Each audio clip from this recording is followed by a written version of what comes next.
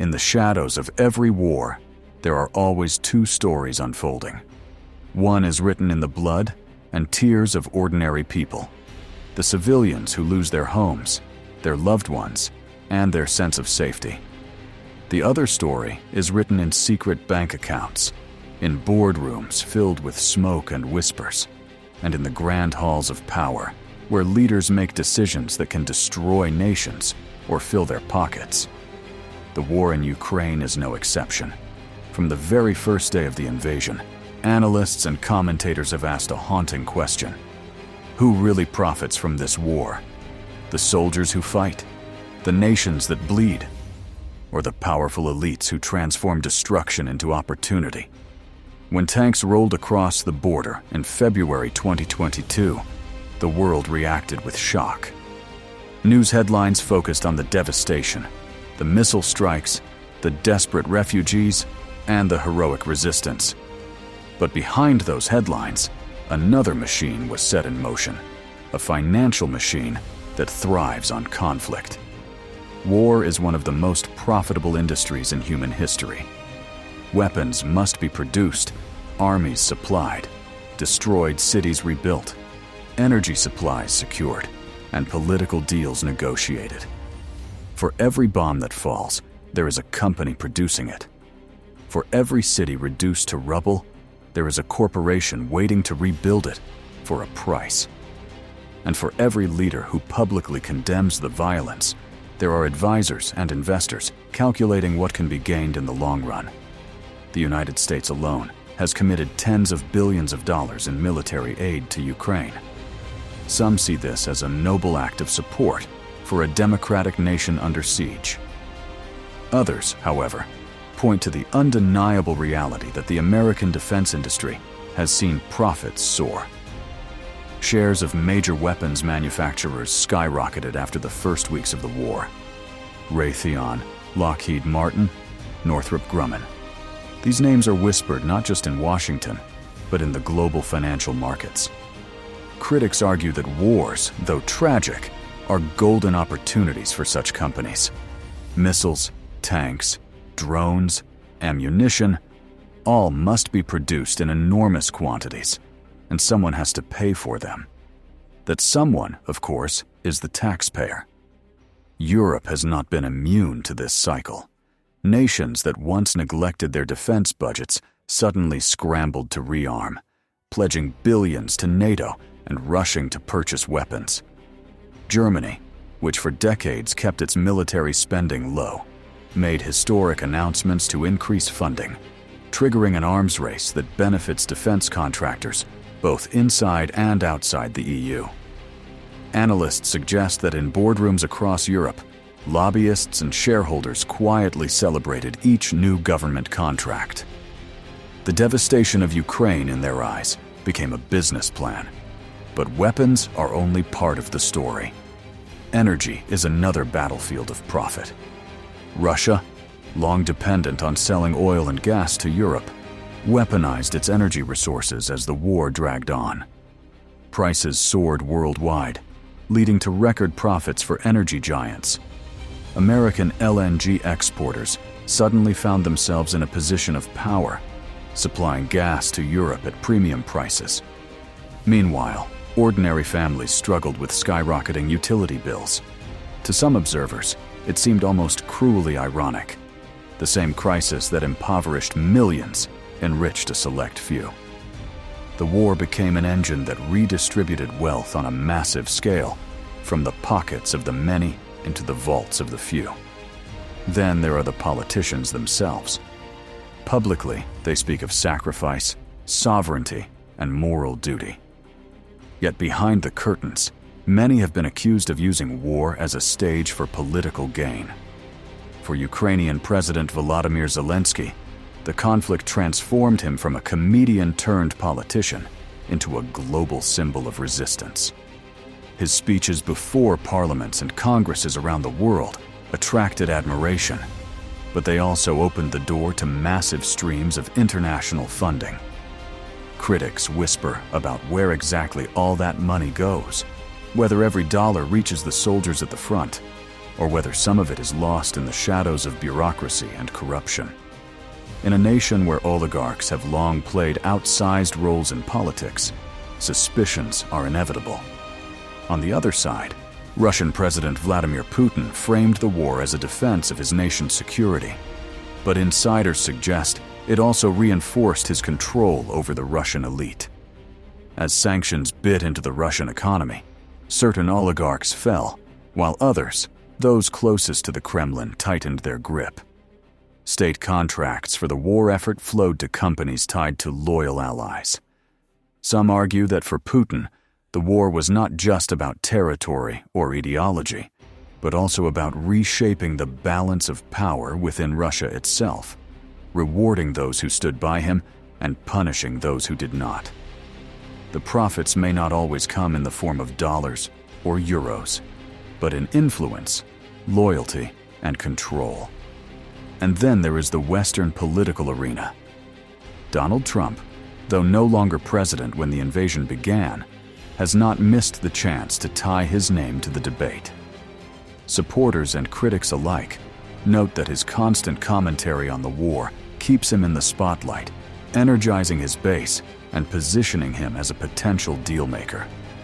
In politics, attention is currency, and Trump knows how to spend it. Analysts claim that his rhetoric about what he would have done differently, or how he could negotiate peace, strengthens his profile in the lead-up to elections. For some, this raises the uncomfortable question: do political figures benefit more from the existence of war than from its resolution? What makes the Ukraine war particularly complex is the vast network of secondary beneficiaries. Banks financing arms deals, shipping companies transporting weapons, cybersecurity firms protecting critical infrastructure, and private contractors offering security services. All these entities find themselves woven into the fabric of conflict. To them, war is not just a geopolitical crisis, it is a market. And like any market, it rewards those who know how to exploit it. Of course, not every profit is financial. Power itself is a form of wealth. Global leaders use the war to strengthen alliances, weaken rivals, and reshape the geopolitical map. NATO has expanded, the European Union has grown more united, and authoritarian regimes have used the chaos as justification for tightening their grip at home. In this way, the war in Ukraine becomes more than a local conflict. It is a theater where global ambitions collide, and where every move is calculated not just in lives lost, but in influence gained. Still, as the smoke of war rises, one truth remains unshakable. The ones who pay the highest price are never the elites. They are the civilians, the families, the nameless millions caught in the crossfire. For them, there are no profits, only ruins. Yet, as history has shown time and again, their suffering is too often converted into opportunity for someone else. And so the haunting question lingers. In the war in Ukraine, who truly wins? And at what cost? As the war dragged into its second year, the global conversation shifted. What began as a shock quickly became a routine part of the nightly news cycle. And yet, beneath that routine, fortunes continued to rise. Commentators started asking not only who profits, but how the machinery of war becomes a permanent feature of modern politics. It is not just about weapons and money. It is about narratives, reputations, and the invisible power structures that benefit from endless conflict. Volodymyr Zelensky, once an entertainer best known for playing a fictional president on television, became the face of a nation's survival. In Western capitals, he was greeted like a hero, his speeches drawing standing ovations and promises of aid. But admiration often masks scrutiny. Analysts noted that with every new package of international assistance came new opportunities for patronage networks, for businesses aligned with certain political allies, for contracts quietly given without transparent oversight. Critics argue that in war, accountability becomes blurry. No one wants to question a leader fighting for survival, but that lack of questioning creates fertile ground for exploitation. Some even suggest that Zelensky's inner circle, while publicly devoted to the cause, may be strategically positioning themselves for the post-war economy, where reconstruction contracts could be worth hundreds of billions. Meanwhile, in Moscow, Vladimir Putin's war machine ground forward, sustained by state-owned industries and shadowy networks that thrive under sanctions. Sanctions, paradoxically, often create new winners: smugglers, middlemen, and nations willing to play both sides of the geopolitical divide. Reports have surfaced of Russian oil quietly redirected through friendly nations, sold at discounts, but still generating enormous sums. For every sanction imposed, there is a clever broker who finds a way around it, pocketing a share of the profit. Insiders whisper that loyal oligarchs, those who remained within Putin's circle, benefit disproportionately, awarded lucrative defense and infrastructure contracts. In such a system, the war is not a catastrophe, but an opportunity to consolidate wealth and influence among the faithful few. On the global stage, Donald Trump played a different game. Though not in office, he weaponized the war in Ukraine for his own political narrative. He claimed he could have prevented it, that he alone had the skills to negotiate peace. To his supporters, these statements reinforced his image as a strong man, capable of bending world events to his will. To his critics, they were reckless exaggerations. Yet in either case, Trump gained what every politician craves: attention. In modern politics, visibility is as valuable as money, and Trump remained visible, using Ukraine as a backdrop for his own ambitions. Observers note that in fundraising campaigns and rallies, his positioning as the man who could end the war in a day became a powerful rhetorical weapon. Even without holding office, war offered him a platform to elevate his brand. Beyond individual leaders, there is a larger ecosystem of profiteers. Take, for example, private military contractors, shadow armies operating in the gray zones of legality. In Ukraine, foreign fighters and mercenaries entered the battlefield, some motivated by ideology, others by the lure of high salaries. Contractors supply logistics, training, even direct combat support, often earning sums far beyond what a regular soldier receives. In boardrooms far from the front lines, executives balance spreadsheets that reduce human suffering to numbers: losses, costs, revenues. Each destroyed tank, each fallen building, each desperate plea for help translates into a new line item of profit for someone. The media, too, plays its part. Coverage of the war dominates headlines, generating views, clicks, and advertising revenue. Outlets that might otherwise struggle found in the war a steady stream of content. Experts appear on television panels, books are written, documentaries produced, all feeding into an industry of information that thrives on perpetual conflict. To some, this is a necessary service, spreading awareness of injustice. To others, it raises troubling questions about whether the machinery of information itself profits too much from keeping conflict alive in the public consciousness. But perhaps the most disturbing profits are invisible, measured not in dollars, but in political capital. Leaders across the globe have used the war as justification for policies they could not otherwise pass. European governments cited the crisis to justify surveillance expansions, emergency powers, and rapid increases in military spending. In authoritarian states, rulers pointed to Ukraine as proof of the dangers of Western hypocrisy, rallying their citizens around nationalism. Each speech, each decree, each televised address reinforces the notion that war, while tragic, is also useful for those who know how to wield it. Consider the vast reconstruction market looming on the horizon. Ukraine's cities lie in ruins, its infrastructure shattered. Yet in that destruction lies the promise of future wealth. Already, corporations and investment funds are positioning themselves to win contracts for rebuilding roads, bridges, housing, and power plants. Critics suggest that while bombs are still falling, negotiations for tomorrow's profits are already underway. History has shown this before. Wars in Iraq, Afghanistan, and the Balkans produced waves of reconstruction contracts worth billions. Analysts argue that Ukraine will be no different. Companies that today claim solidarity may tomorrow cash in on rebuilding what war destroyed. And what of the ordinary people? Refugees scattered across Europe, families separated, soldiers fighting with outdated equipment. Do they see any of this profit? Rarely. Instead, they bear the costs: higher taxes, higher energy bills, the emotional toll of displacement and grief. To them, the talk of billions in aid and trillions in reconstruction is abstract, almost cruel.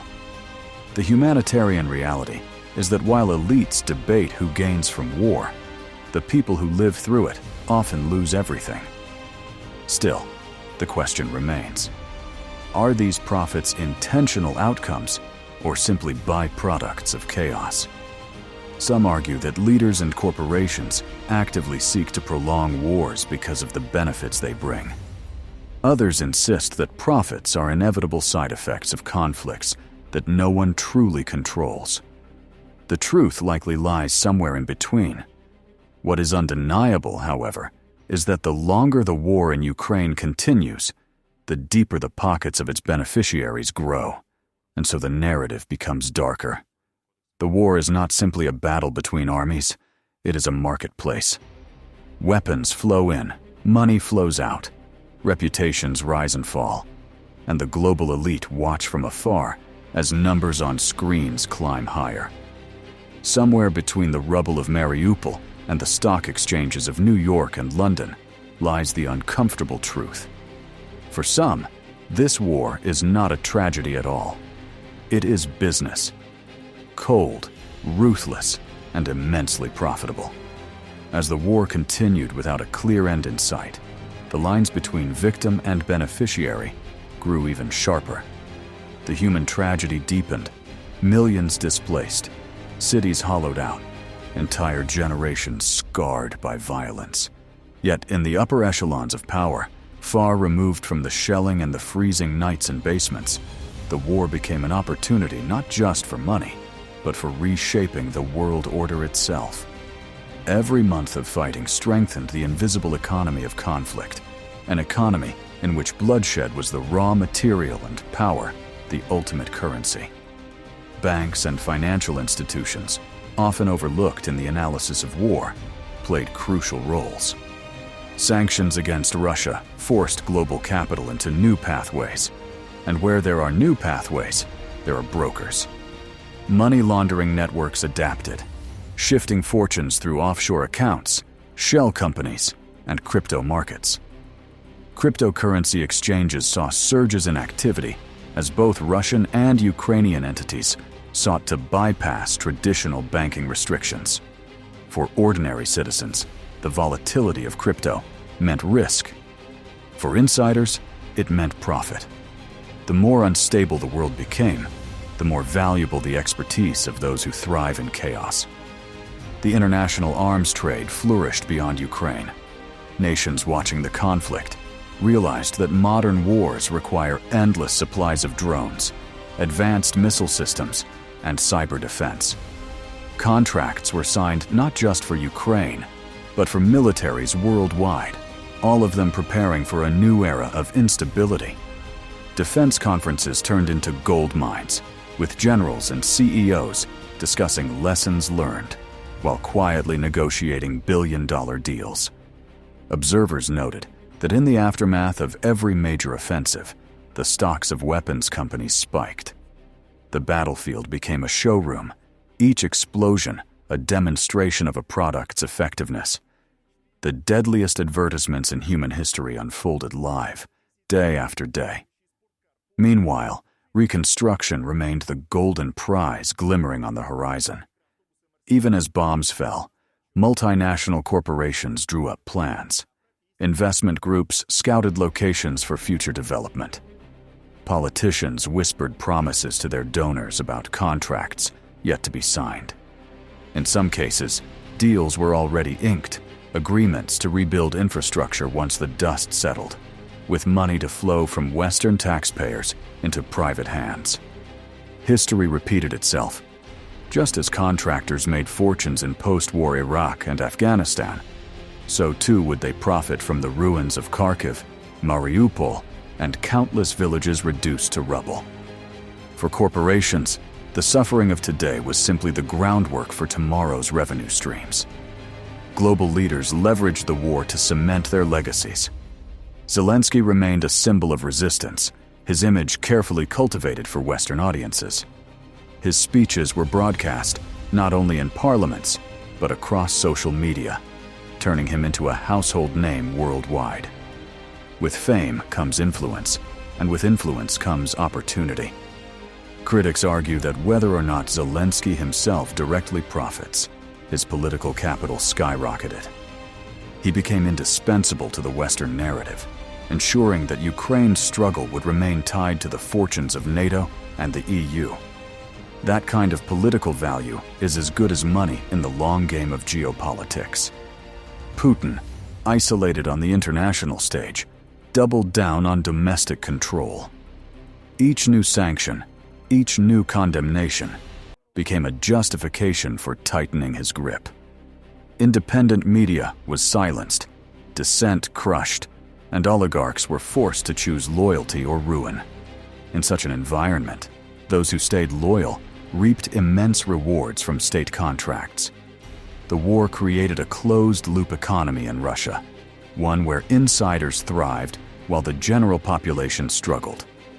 For Putin, the war served not only as a geopolitical gamble, but also as a mechanism to consolidate power internally. In a sense, the longer it dragged on, the more entrenched his system became. And then there was Trump. Though physically distant from the war, he used it as a stage for his own narrative of strength. His claims that he could end the conflict in a day resonated with supporters who longed for decisive leadership. Each rally, each interview, each fiery post on social media reinforced his brand as the ultimate dealmaker. Analysts suggest that whether or not Trump ever sat at a negotiating table, the war handed him a powerful political tool, a symbol of weakness in his opponents, and a promise of strength in himself. For him, Ukraine's tragedy became campaign material, feeding into the machinery of American electoral politics. Beyond leaders and corporations, entire sectors adapted to the war economy. Cybersecurity firms gained new relevance as cyber attacks surged. Grain traders manipulated disrupted food supply chains, with shortages driving prices higher and profits soaring. Shipping companies rerouted trade, charging premiums for risk zones. Even insurance companies, often overlooked, found ways to benefit, charging sky-high premiums for cargo moving through dangerous regions. Every crack in the global system became a revenue stream for someone bold enough to exploit it. Yet, as the layers of profiteering piled higher, so too did the sense of moral decay. Can a society truly claim to seek peace while so many benefit from war? Can leaders honestly commit to ending conflict when its continuation fills the coffers of their allies, their industries, even their own political fortunes? These are the uncomfortable questions that linger. To answer them honestly would mean confronting the darkest truth, that for some, peace is not profitable. Still, history has shown that wars eventually end. When they do, the profits shift, but never disappear. Contractors move from supplying weapons to rebuilding cities. Politicians move from rallying support to claiming credit for peace. Investors move from betting on destruction to betting on recovery. The cycle continues, one generation's tragedy becoming another generation's opportunity. And yet, the human cost remains immeasurable, carried not by those who gain, but by those who lose everything. The war in Ukraine will one day be studied in textbooks, dissected in think tanks, and dramatized in films. But while analysts debate strategies and leaders carve out their legacies, the haunting reality will remain. Millions of ordinary people suffered, while in hidden corners of the world, others turned their suffering into profit. The question is not only who won or lost, but who cashed in while the world looked away.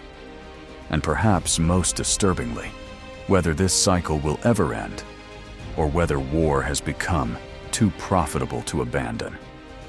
As the cameras turn off and the speeches fade, the silence of the battlefield remains.